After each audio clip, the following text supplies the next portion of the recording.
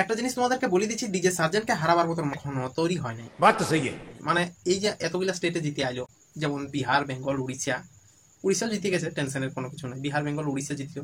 এবার ঝাড়খণ্ড তো ওর নিজের এলাকা, ওখানেও কি সঠিক বলেছেন। আজমগড় গেছিল বিহারকে, ওখানে যে বাকি দুটো ডিজে সেট ছিল তারা মানে হারিয়ে গেছে। কিন্তু তারা তাদের এলাকায় তারাও কিং। কিসের জন্য হারিয়ে গেছে? একটাই কারণ, ডিজে সার্জনের ফ্যান ফলোয়িং দমে আছে। তাহলে তু সেইটার জন্য যেখানে যাক ডিজে সার্জনকে এখানে আমরা ভোট দিয়ে জিতে দেবো যে ডিজে সার্জনই জিতেছে।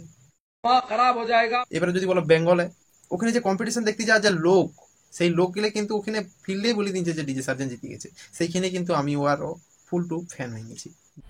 মজা আয়া।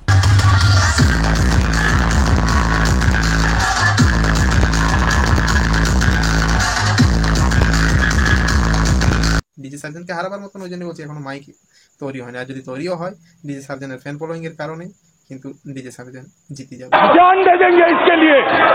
একটা জিনিস হয়তো লক্ষ্য করো নাই তোমরা, ডিজে সার্জনের একটা ইউটিউব চ্যানেল আছে যেটা ডিজে সার্জন প্রোডাকশন বলে নাম আছে, যেটা প্রায় 300K মতন সাবস্ক্রাইবার। 300K মানে বুঝতে পারছো, 3 লাখ।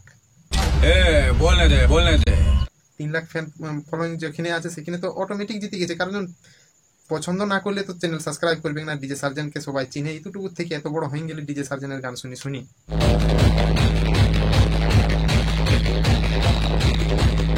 আমার মতন ডিজে সার্জনের যদি তোমরা ফ্যান ভোটো তো কমেন্ট বক্সে লিখে যাও যে হ্যাঁ ডিজে সার্জনে জিতেছে উড়িষ্যাতেও।